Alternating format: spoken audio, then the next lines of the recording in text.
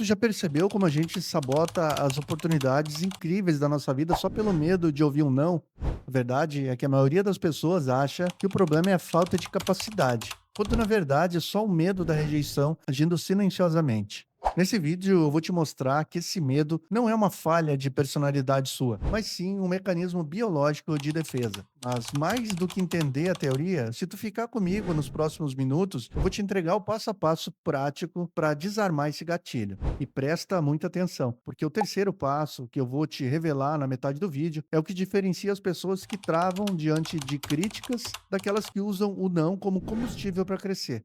Então vamos direto ao ponto. O medo de estar com outras pessoas é frequentemente associado à timidez intensa ou ansiedade social. Isso vai muito além da simples preferência por ficar sozinho. É um desconforto profundo baseado na sensação de que a qualquer momento você pode ser julgado, ridicularizado ou avaliado negativamente pelas outras pessoas. A gente vai conversar hoje sobre o que é esse medo, o que alimenta ele e algumas estratégias simples e práticas para superar esse medo. Bom, então já vamos falar direto sobre o que é o medo de estar com outras pessoas. Esse medo se manifesta como uma antecipação catastrófica de interações sociais. Ele ativa um sistema de alerta do nosso corpo como luta e fuga, gerando sintomas físicos reais, sempre que a gente precisa socializar. Esses sistemas de alerta são coração acelerado e falta de ar, suor frio ou tremores e sensação de branco na mente ou que a nossa voz vai falhar. A pessoa que sente esse medo não quer necessariamente o isolamento. Ela muitas vezes deseja se conectar com outras pessoas, estar entre grupos de pessoas. Mas essa barreira de medo do julgamento parece muito grande para ela conseguir superar.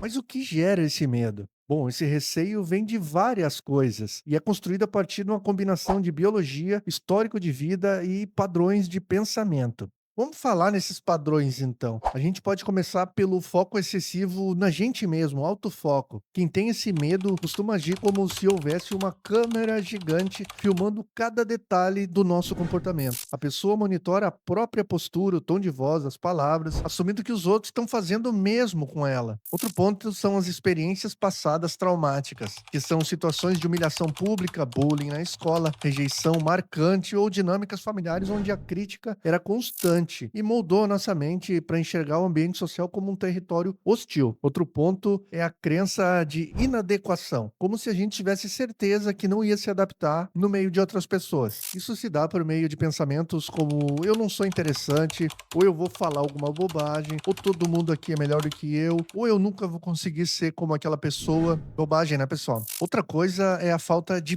prática, que é gerado pelo ciclo de evitação, né? Quanto mais a gente evita as pessoas para não sentir ansiedade, mais o nosso cérebro entende que as pessoas que a gente está evitando são perigosas. Isso gera um ciclo. Como resultado, as nossas habilidades sociais enferrujam e o nosso medo só cresce. Mas como enfrentar esse medo de estar com outras pessoas?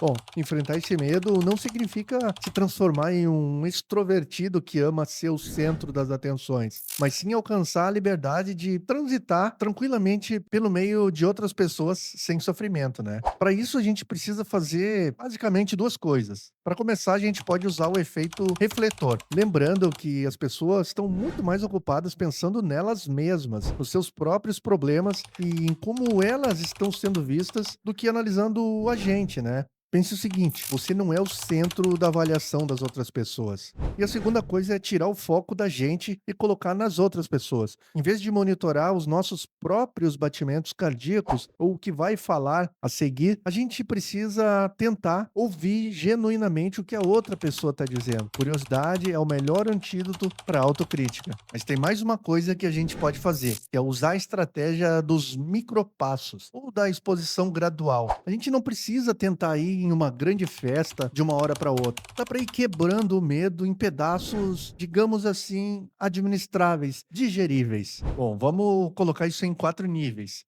O nível um é dizer bom dia olhando nos olhos do caixa no supermercado. O nível 2 pode ser fazer uma pergunta simples a um colega de trabalho ou de faculdade. Você sabe que horas será a reunião? Ou já está preparado para a prova? Nível 3. Ficar 15 minutos no cafezinho da empresa conversando com alguém antes de voltar para a nossa mesa. E o nível 4, aceitar um convite para o almoço em um grupo pequeno ou convidar outras pessoas para almoçar com você. Tente, aos poucos construa. Você vai ver que isso vai mudar a sua vida. Para a gente conseguir isso, a gente vai ter que tolerar o desconforto inicial. A ansiedade social funciona como uma onda. Ela sobe, atinge um pico desconfortável, mas se a gente não fugir do ambiente, ela obrigatoriamente vai descer. O nosso corpo não consegue manter a adrenalina alta para sempre. A gente precisa se permitir um pouco desse desconforto, sempre tendo na cabeça que ele vai passar. Doses homeopáticas.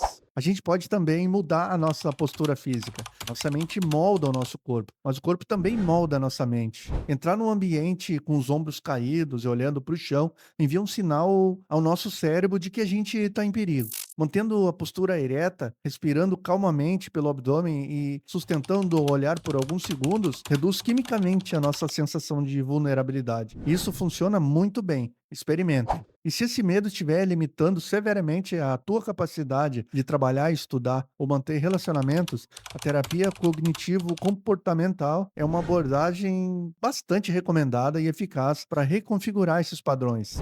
Diz aqui nos comentários em quais situações específicas a presença de outra pessoa costuma ser mais desafiadora para vocês. Eu quero saber se tem mais alguém que sente os mesmos desconfortos que eu quando eu estou no meio de muitas pessoas.